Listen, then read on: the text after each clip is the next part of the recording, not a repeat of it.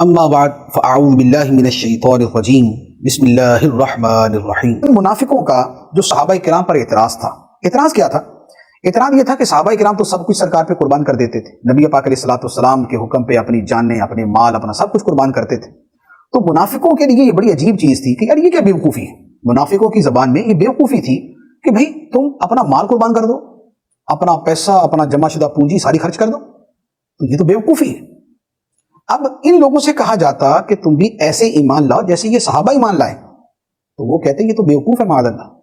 اللہ تعالیٰ اس کے بارے میں بیان فرماتا ہے وَإِذَا قِيلَ لَهُمْ آمِنُوا كَمَا آمَنَ النَّاسُ قَالُوا أَنُؤْمِنُ كَمَا آمَنَ السُّفَهَاءُ أَلَا إِنَّهُمْ هُمُ السُّفَهَاءُ وَلَكِنْ لَا يَعْلَمُونَ۔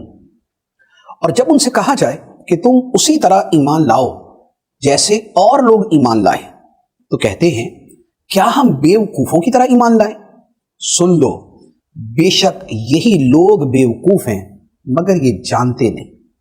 یہ منافقوں کا وہ جملہ تھا جو صحابہ کرام کے بارے میں تھا کہ نبی پاک علیہ الصلوۃ والسلام پہ سب کچھ لٹا دینے والے اور اپنی دنیا کو قربان کر دینے والے یہ کوئی عقل مند تھوڑی ہیں، دنیا تو برباد ہوگی ان کی۔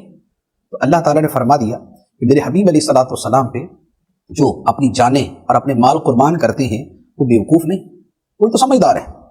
ہاں، انہیں بیوقوف کہنے والے بیوقوف ہیں۔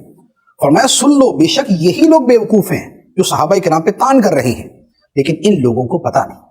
تو نبی پاک علیہ الصلوۃ والسلام کے صحابہ کرام وہ ہیں کہ جن کی عظمتیں رب نے قرآن میں بیان فرمائی، اور وہ صحابہ ہیں کہ جنہیں اللہ تعالیٰ نے منتخب کیا اپنے حبیب علیہ الصلوۃ والسلام کی صحبت کے لیے، آپ کے قرب میں بیٹھنے کے لیے اور آپ کے دین کو پوری دنیا میں پھیلانے کے لیے۔